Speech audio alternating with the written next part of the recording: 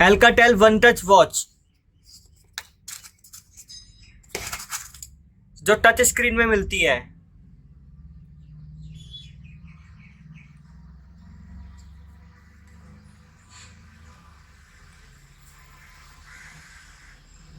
और इसके अंदर आपको बहुत से फीचर्स देखने को मिल जाते हैं जो मोबाइल से ब्लूटूथ कनेक्ट करके चलाए जा सकते हैं।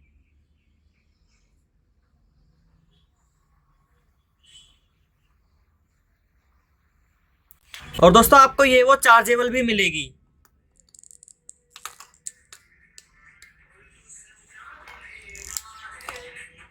और इसके साथ आपको एक अडाप्टर मिलेगा।